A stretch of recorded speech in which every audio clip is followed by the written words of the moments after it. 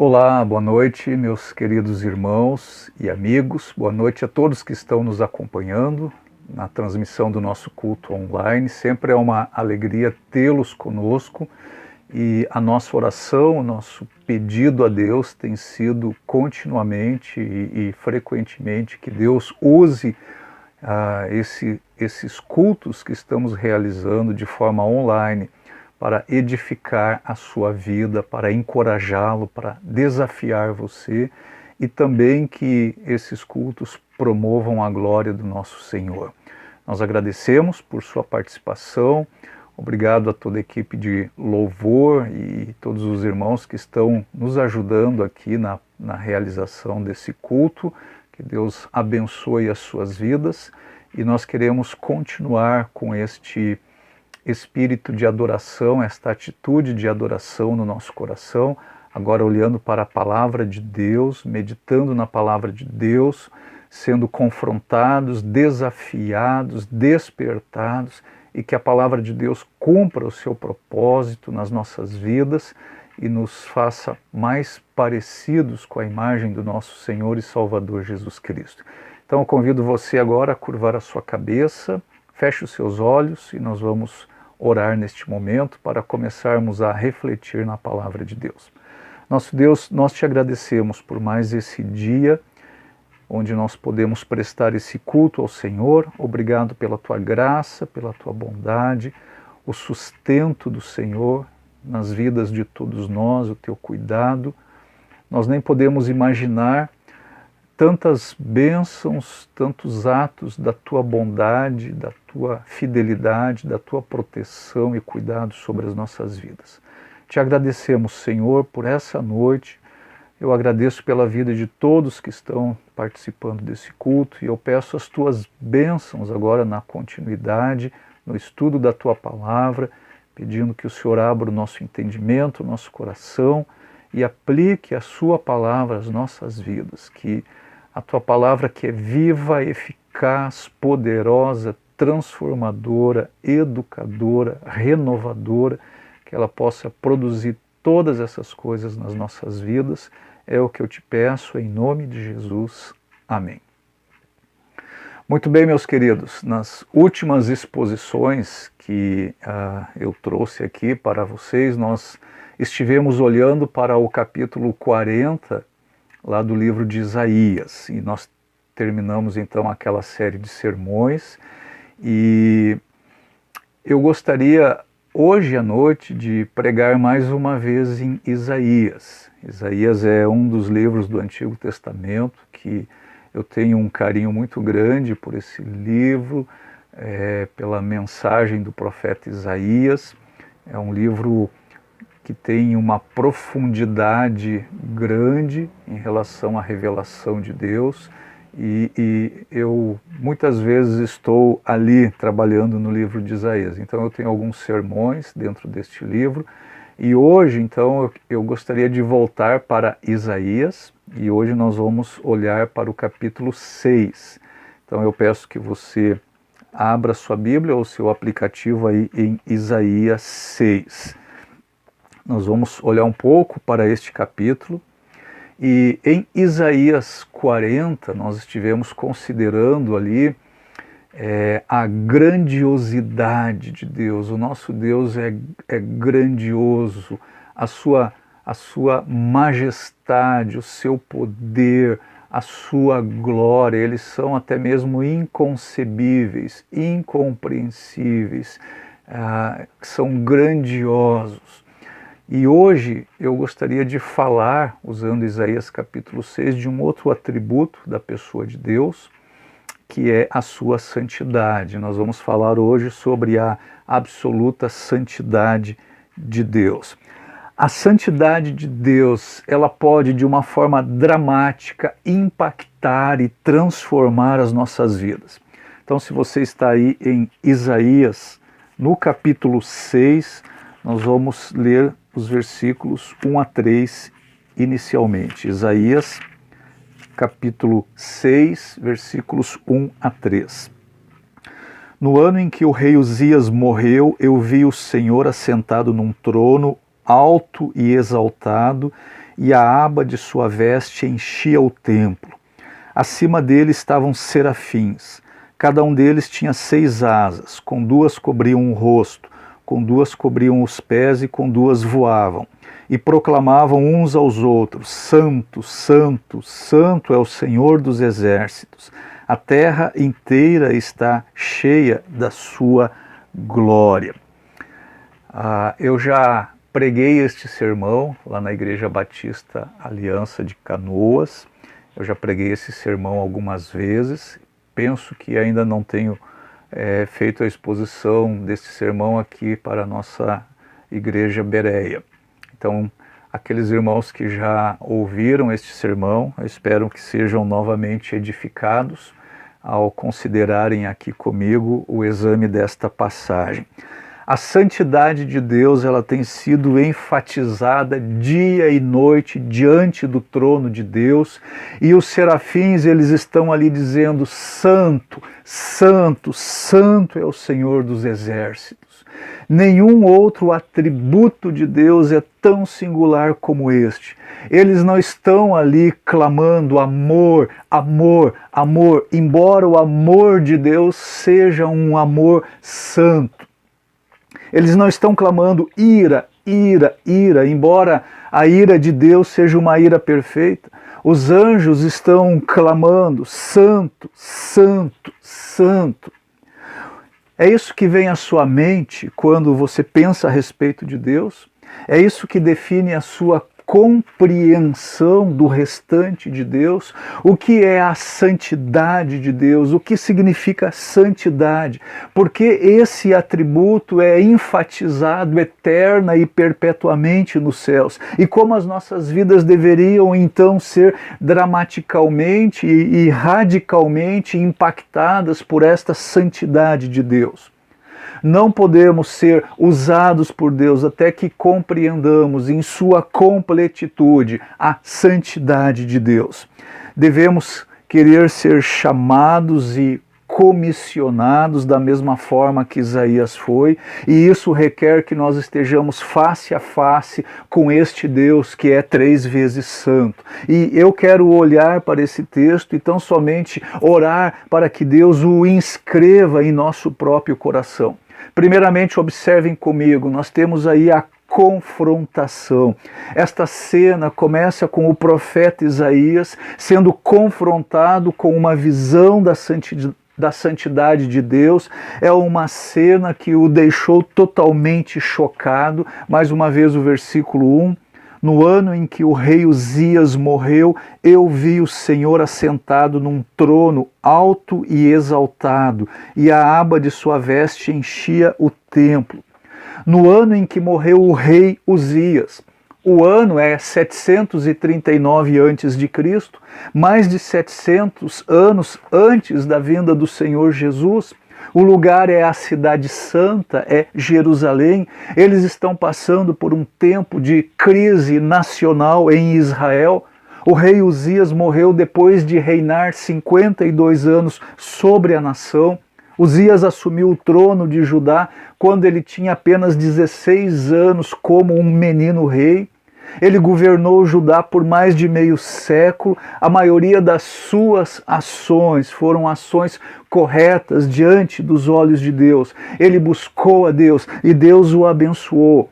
O comércio foi próspero no seu governo, a agricultura floresceu, eles eram vitoriosos em batalhas, as fronteiras de Judá foram expandidas, Jerusalém foi fortificada, mas no final do seu reino, o orgulho entrou no coração de Uzias. Um dia ele resolveu que ele entraria no santo lugar, um lugar que era reservado tão somente para o sumo sacerdote. O rei não podia entrar no santo lugar. O pecado de Uzias é que ele teve desrespeito para com a santidade de Deus. Ele forçou a sua entrada no lugar santo e Deus imediatamente o castigou com lepra. Isso se tornou uma vergonha nacional e Uzias eventualmente veio a morrer. Foi uma crise que balançou o fundamento da nação de Judá. Foi nesse tempo de incertezas que Isaías buscou ao Senhor. Isaías veio ao templo para buscar a Deus, e quando ele veio ao templo, nessa hora de crise, nessa hora de adversidade, Isaías recebeu uma visão de Deus que, de forma definitiva, mudou completamente a sua vida. Isaías viu Deus de uma forma como nunca antes ele tinha visto, e isso balançou, penetrou até o mais profundo de sua alma. Observem novamente o versículo 1. Eu vi o Senhor assentado num trono alto e exaltado. Ele diz aí, eu vi o Senhor assentado. Foi enquanto ele estava ali no templo que Isaías recebeu esta visão de Deus.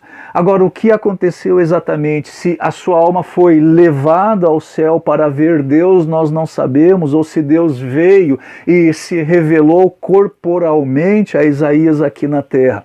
Mas no dia em que o rei de Judá morreu, Isaías viu o rei do céu. O governante deste mundo estava morto, mas o rei de todas as nações estava mais vivo do que nunca. O verdadeiro e soberano governante estava reinando sobre Israel. E Isaías então registra, eu vi o Senhor assentado sobre um trono alto, isto é, sobre a história, governando e reinando em completo controle de tudo o que acontece sobre a terra. Isaías viu o trono do céu ocupado. E foi isso que o apóstolo João viu no livro de Apocalipse quando ele foi levado aos céus. João não estava preocupado com as ruas de ouro ou com os portões de pedra. Ele não estava preocupado com quem estava no céu e com quem não estava lá no céu. A única coisa que João vê no céu é um trono ocupado. E isso é exatamente a mesma coisa que Isaías vê. E quando eu e você formos ao céu, essa é a visão que primeiramente vai bater nos nossos olhos. Deus entronizado no céu, governando sobre todas as coisas. Será essa fantástica visão que vai nos deixar maravilhados no céu.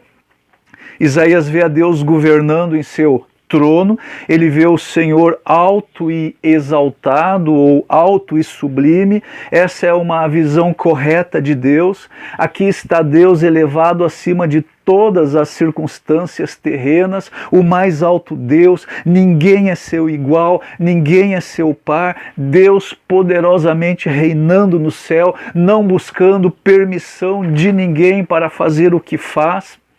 As suas vestes enchiam um templo. A grandeza dos reis da antiguidade era medida pelo tamanho de suas vestes. Quanto maior era o rei, maior era a extensão da sua veste. E aqueles reis ali da antiguidade, eles competiam entre si para ver quem teria as maiores vestes, as vestes mais magníficas. Mas quando Isaías tem essa visão da sala do trono no céu, ele vê as abas das vestes de Deus enchendo todo o templo. Ele é o único soberano, o Rei dos Reis, o Senhor dos Senhores. Ele estabeleceu o seu trono no céu e a sua soberania reina sobre tudo. Ele faz o que ele quer, como quer, quando quer, onde quer e com quem quiser, e todos os seus julgamentos são perfeitos e retos. Agora observem o versículo 2, parte 1. Acima dele estavam os serafins. Os serafins estavam então por cima dele. E essa é a mesma coisa que João vê na sua visão do céu lá no livro de Apocalipse. Ele vê acima do trono uma visão maravilhosa, uma classe especial de seres angelicais que estão servindo a Deus na sua corte celeste.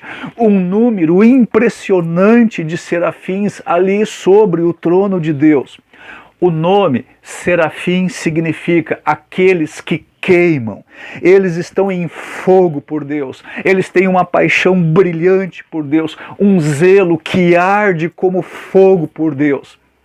Não existe na presença de Deus mornidão. Na presença de Deus não existe apatia espiritual. Ninguém abandona o primeiro amor quando está na presença de Deus. Os serafins, eles estão ali cheios de energia e fervor, eles estão cheios de devoção e intensidade. E todos nós devemos ser como estes serafins. Nós temos que estar em fogo, em chamas por Deus. Nós temos que ter paixão por Deus. Nós temos que ter um verdadeiro entusiasmo por Deus. É um pecado ser morno com Deus. Jesus Cristo diz lá no Apocalipse que Ele está a ponto de vomitar da sua boca aqueles que são mornos. Quanto mais alta e sublime for a nossa visão de Deus, mais alta e sublime será a nossa paixão e devoção por Ele. Isaías começa a descrever ainda mais esses serafins. Aí no versículo 12, nós lemos: cada um deles tinha 6 asas. Com 2 cobriam o rosto, com 2 cobriam os pés e com 2 voavam. Cada serafim tinha 6 asas. Com 2 cobriam a face. Todos os serafins, eles cobrem os seus olhos com 2 asas, porque eles não podem olhar diretamente para a glória de Deus. Isso seria como estar na superfície do sol, olhando para o seu fogo incandescente. Nós seríamos queimados como uma palha. A visão de Deus era demais, era grandiosa demais, gloriosa demais para que eles pudessem suportar. Com 2 asas eles cobriam os pés. Isso é o reconhecimento do seu real valor por estarem na presença de Deus. E isso aqui é um resquício ou um remanescente da ideia de Moisés ter que tirar as suas sandálias diante da sarça ardente. Isso representa a sua finitude diante de um Deus que é infinito. Eles estão reconhecendo a sua pequenez e a sua humildade diante de um Deus que é superior. E então, nós lemos que com 2 asas eles voavam. Então, 2 asas cobrindo os seus olhos, 2 asas cobrindo os seus pés e com 2 asas voando. Que visão, hein, irmãos? Com essas 2 asas voando, eles estavam num estado de prontidão para fazerem a obra de Deus. Isso representa o seu desejo e prontidão de serviço. Eles são ali como beija-flor, voando no mesmo lugar, prontos para serem enviados ou à terra ou à expansão do universo para fazerem o trabalho de Deus. 4 asas para a adoração, 2 asas para o serviço. Isso fala de prioridade. Agora o versículo 3. E proclamavam uns aos outros: Santo, Santo, Santo é o Senhor dos exércitos. A terra inteira está cheia da sua glória. E eles estão ali proclamando: Santo, Santo, Santo, repetidamente. Apocalipse capítulo 4 nos fala que eles estão fazendo isso de dia e de noite. A palavra santo representa o seguinte: a soma e a substância de tudo aquilo que Deus é. Deus é infinitamente santo, e repetido desta forma 3 vezes significa colocar a santidade no grau máximo. Se eles apenas tivessem dito Deus é santo, isso significaria apenas que Deus é santo. Se eles tivessem dito santo, santo, isso significa que Deus é mais santo do que os outros. Mas repetir santo, santo, santo significa que Deus é o ser mais santo em todo o universo. Significa que todos os seus atributos são santos. A sua justiça é uma justiça santa. O seu amor é santo. A sua vingança é uma vingança santa. Tudo a respeito de Deus é santo. O seu nome é santo. O seu Filho é santo e o seu Espírito é o Espírito Santo. A palavra santidade tem um significado primário e secundário. Literalmente significa separar, ou seja, colocar à parte. Isso é o significado primário. Deus está numa posição acima e superior a toda a criação.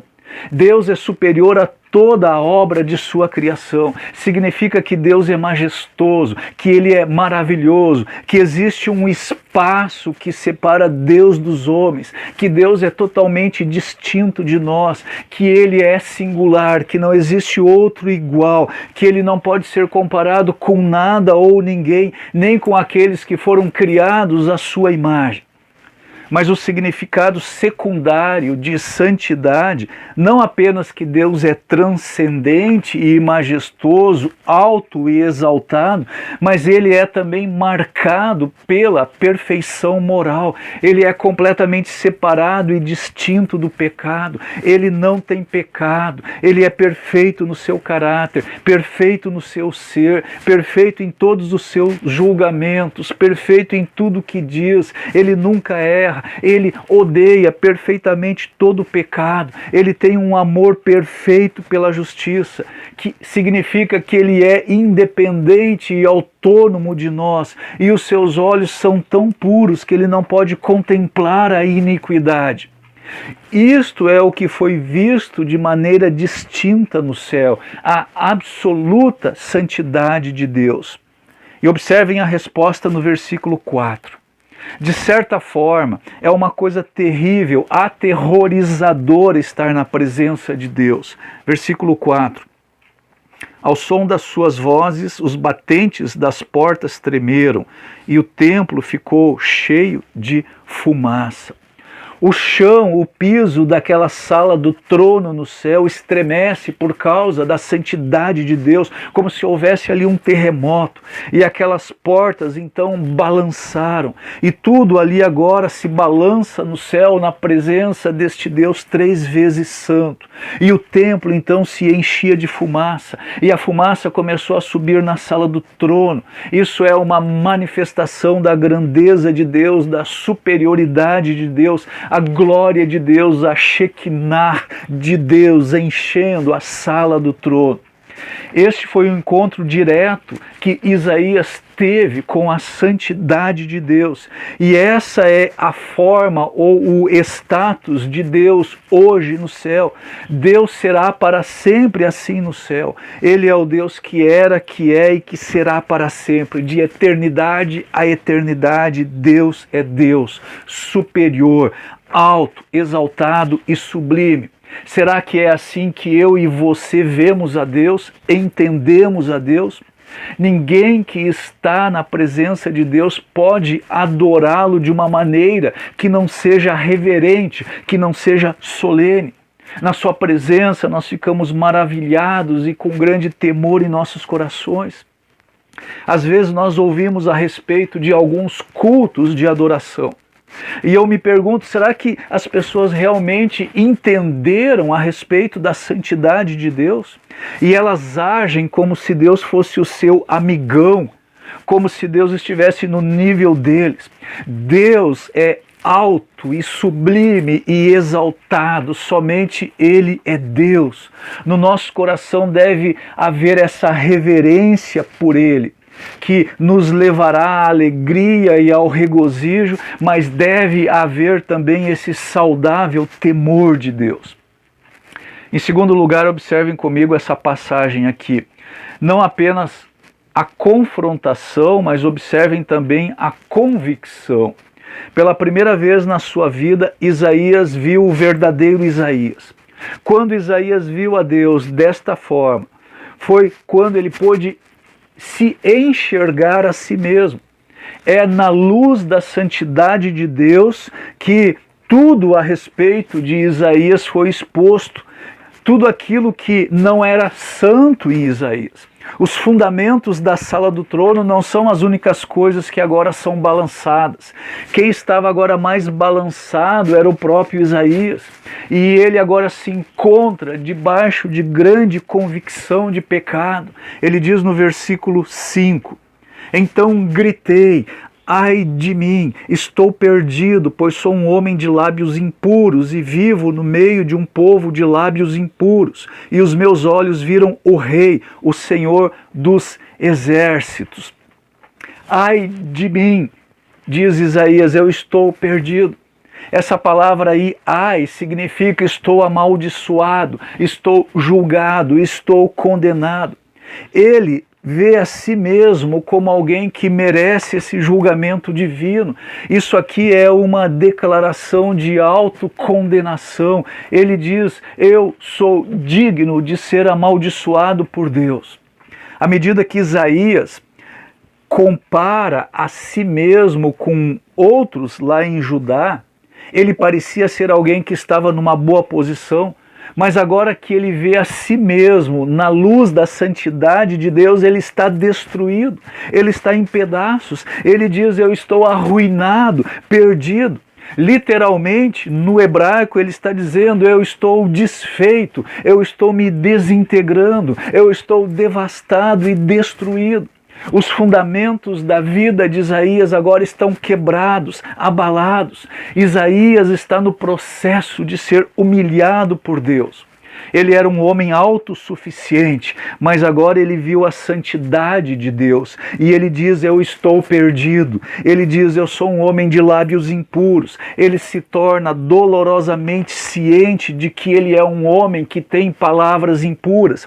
E se os seus lábios são impuros, então o seu coração é impuro, porque o Senhor Jesus Cristo disse que o homem fala daquilo que o coração está cheio. Isaías talvez pudesse dizer a respeito de si mesmo, o meu melhor dom é a minha habilidade de pregar. Isaías era o príncipe dos profetas, ele era o profeta do Evangelho, ele era o maior profeta dos profetas maiores, e agora ele diz, aquilo que é melhor em mim é impuro, é indigno de estar diante de Deus. Seus olhos são impuros, os seus ouvidos são impuros. Talvez hoje nós diríamos para Isaías, Isaías, você precisa de mais autoestima. Isaías, você está sendo muito duro consigo mesmo. Não se julgue assim. Pare de se bater, pare de se colocar para baixo. Mas Isaías nos responderia, eu vi o Rei dos céus.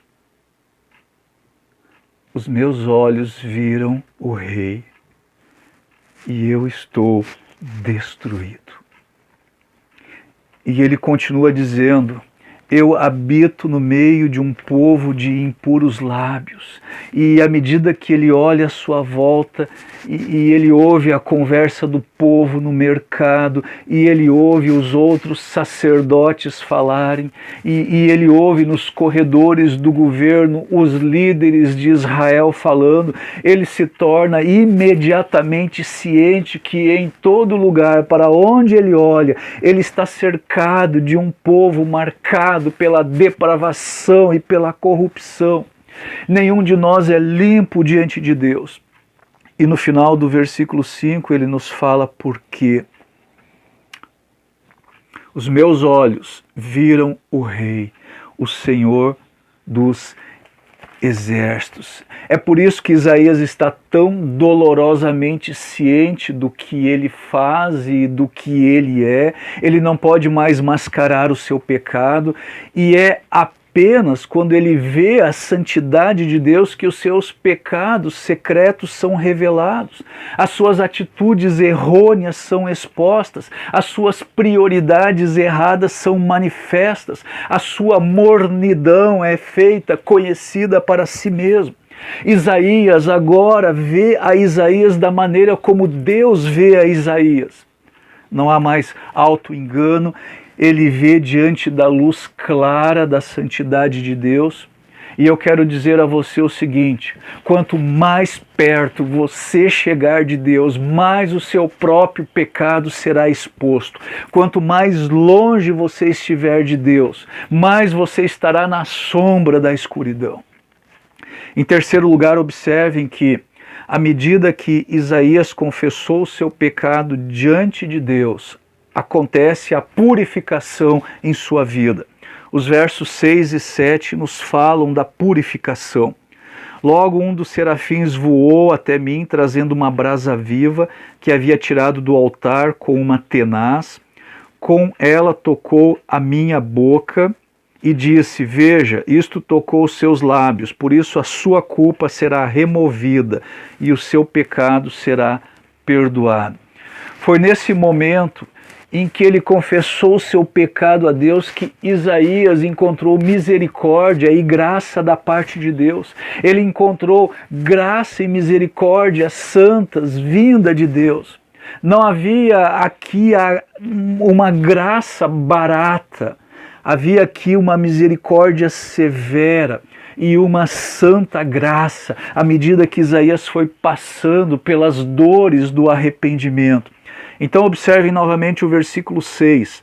Logo um dos serafins voou até mim, trazendo uma brasa viva que havia tirado do altar com uma tenaz.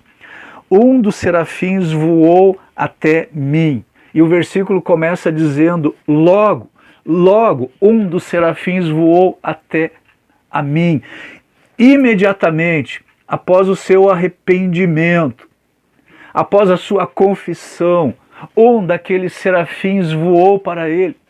Quão rápido é Deus para nos perdoar e nos restaurar. E nesse momento, quando o serafim voou até Isaías, nós lemos que ele traz uma brasa viva.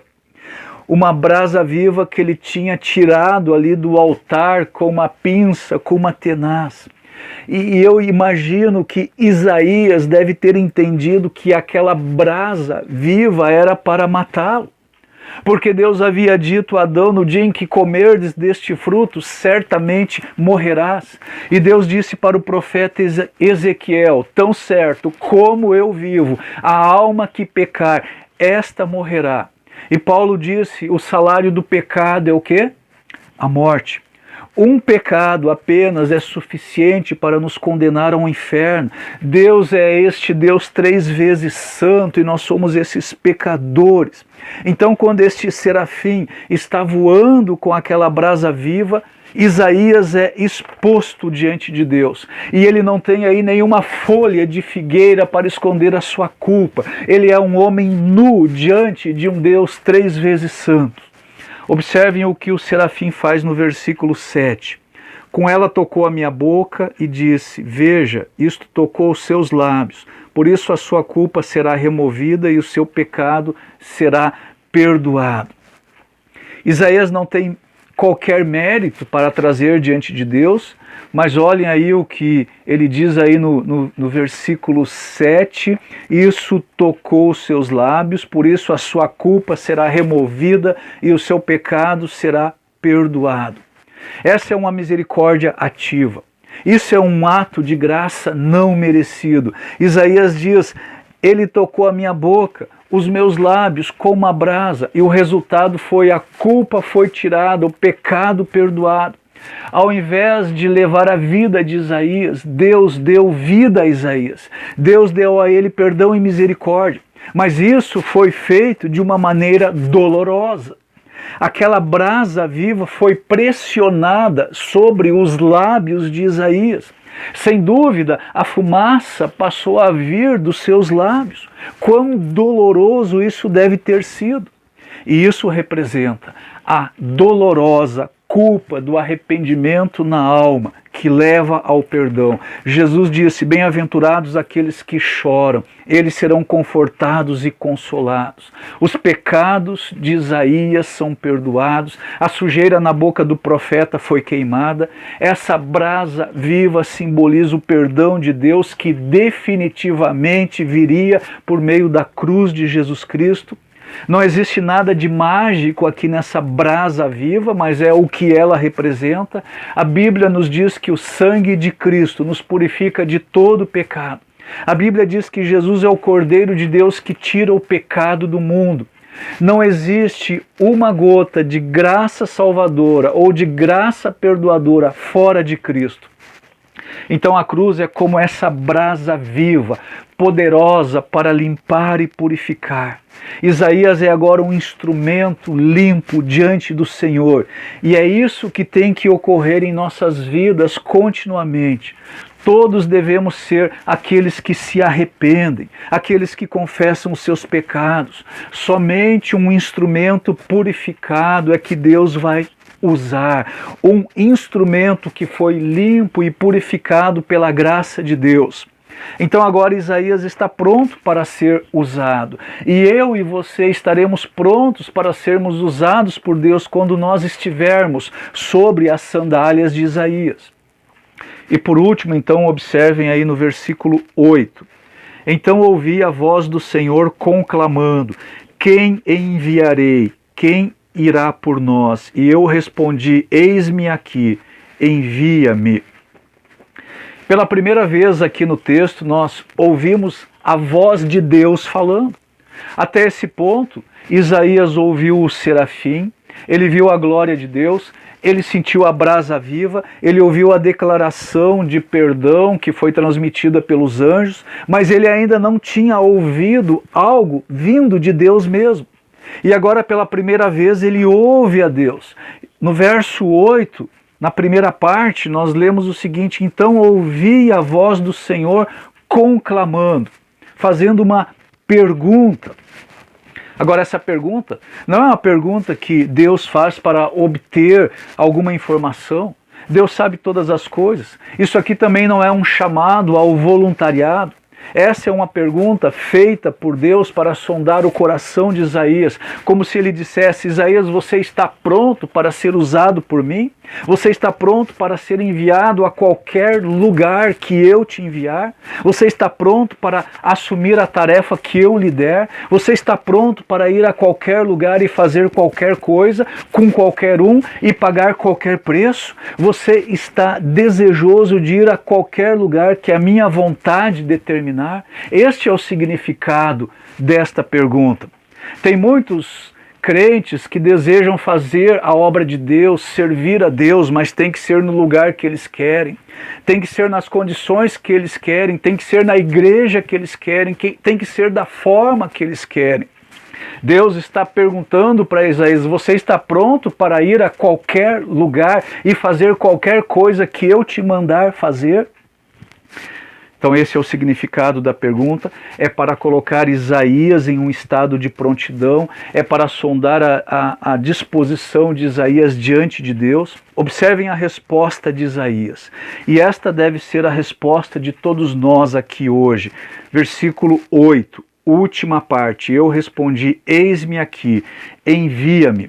Isaías respondeu imediatamente. Agora ele é apenas um homem quebrantado e humilhado por Deus e pronto para ser enviado. Ele é um homem humilde que não coloca diante de Deus nenhuma condição: Senhor, eu vou te servir, mas tem que ser aqui neste lugar. Ele diz simplesmente: Senhor, eu estou pronto, eis-me aqui, envia-me a mim. Agora, meus queridos, existe uma diferença em dizer aqui estou eu e dizer eis-me aqui.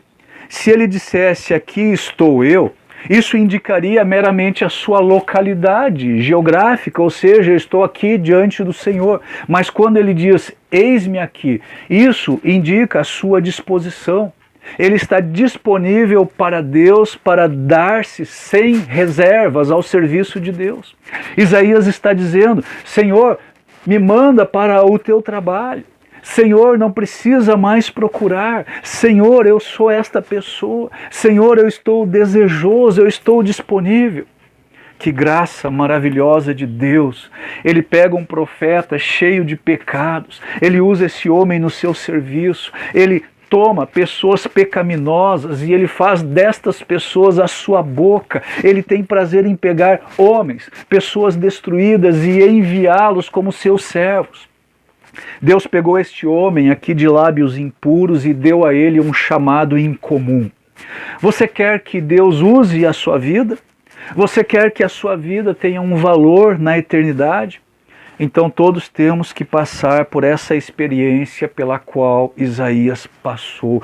Deus se opõe ao orgulhoso, ao soberbo, mas ele dá graça ao humilde. Todos temos que nos humilhar debaixo da poderosa mão de Deus. Nós temos que ter uma visão alta de Deus. E é essa visão de Deus que define tudo a nosso respeito, define como pensamos, define a nossa visão de mundo, nossas crenças, define como vivemos, como adoramos, como servimos a Deus, define onde vamos, define os sacrifícios que nós estamos dispostos a fazer diante de Deus e de maneira definitiva define onde nós vamos passar a eternidade. Meu querido irmão, amigo, você que está me ouvindo, você já viu a Deus desta maneira? E como isto impactou a sua vida? Você já escutou em seu coração Deus perguntar a quem enviarei? Quem irá por nós? Você está pronto para dizer: envia-me, Senhor, eu estou aqui, envia-me a mim. Que Deus traga essa mensagem em nossos corações hoje à noite, pelo poder do Espírito Santo. Deus quer nos usar na sua obra e é um grande privilégio podermos participar da obra de Deus. Mas tem que ser da maneira de Deus, tem que ser de acordo com a vontade de Deus. E nós precisamos estar purificados, limpos, para podermos servir a Deus. A quem enviarei?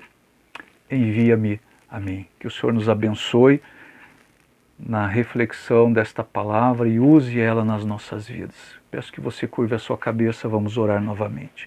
Senhor, eu te agradeço por essa palavra e eu peço, Senhor, que o Senhor a aplique em nossas vidas, aplique nos nossos corações. Ó Senhor, como há impureza no nosso coração, na nossa mente, no nosso falar, nós precisamos continuamente, frequentemente, sermos purificados pelo sangue de Cristo. Nos purifica de todo pecado, nos livra de toda culpa, nos prepara, Senhor, para podermos servir a Ti, fazermos a Tua obra, tudo para a Tua honra e glória. Obrigado por essa noite, obrigado pela participação de todos nesse culto.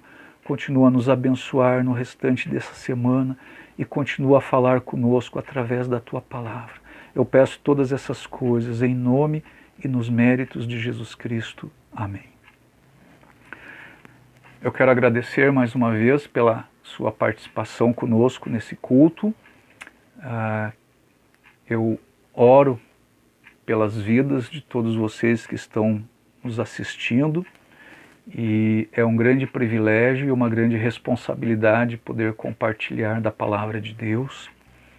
E a minha oração é que essa palavra de hoje à noite encontre o nosso coração, atinja o nosso coração como uma espada que penetre profundamente, produzindo as transformações que todos nós precisamos, que essa palavra, como uma flecha, acerte o alvo do nosso coração e da nossa vida. Deus abençoe a sua vida, o seu lar, a sua família, e que durante toda esta semana nós sejamos encontrados fiéis na presença deste Deus, que é absolutamente grandioso e que é absolutamente santo. Boa noite a todos.